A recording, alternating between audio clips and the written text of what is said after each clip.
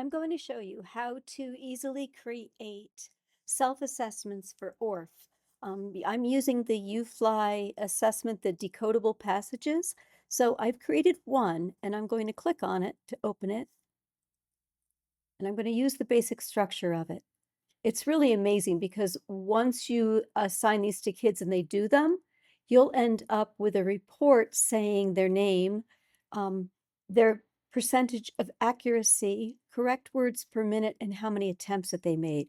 It's pretty powerful and really easy to do. So I've got this other one that I want to do. So I'm going to click on the three dots and I'm going to say copy and edit activity. And I'm going to change this to 96. And I am doing the OU,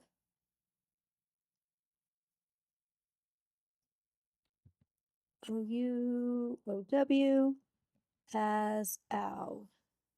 All right, now I'm going to click on my template. And then click once over here because I want to edit that question. So I'm going to go to Edit Question. And I'm going to replace this with the title, which I didn't copy. Summer at the Farmhouse. And then I'm going to select all of this text and paste the other text. All right, looks good. I'm going to click Save, and it has changed everything. The only thing I like to do is to bump the title to the middle.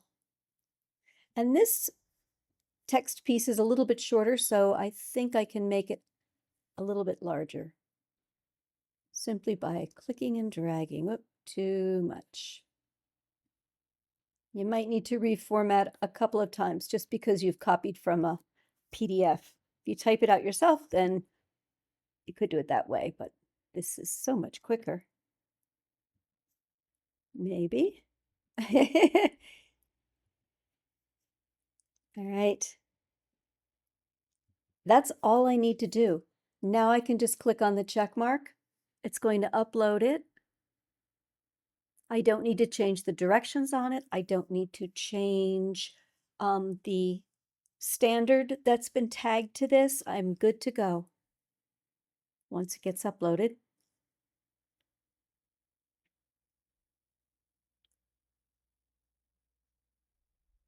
All right, everything looks good there. The directions are there. You can change those if you want to. And they've already added the teacher notes for you. So click Save. And now I just want to put it in my collection of UFly.